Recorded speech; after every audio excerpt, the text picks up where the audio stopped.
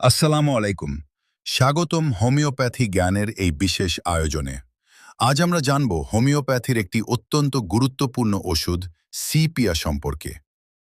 Sepia এটি তৈরি হয় কাটলফিশ নামক সামুদ্রিক প্রাণীর কালো কালি থেকে। এই ওষুধটি বিশেষভাবে নারীদের রোগে অত্যন্ত কার্যকর।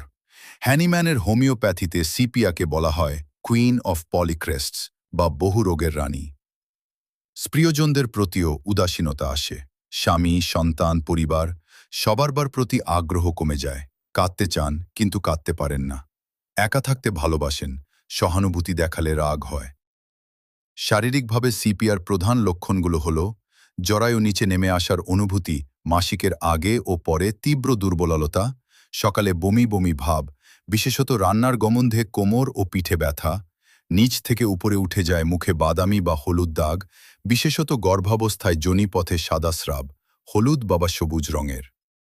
সিপিআর রোগী সাধারণত শীর্ণকায় ও ফ্যাকাশে, চোখের নিচে কালো দাগ থাকে, বসে থাকতে পছন্দ করেন, পা ভাঁজ করে, দ্রুত হাঁটলে বা নাচলে উপকার বোধ করেন।